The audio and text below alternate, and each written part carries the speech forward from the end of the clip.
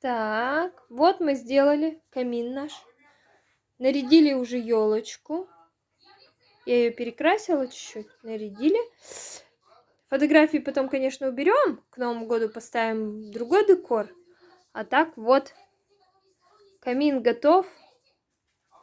Огоньки надо потом поленья дров принести.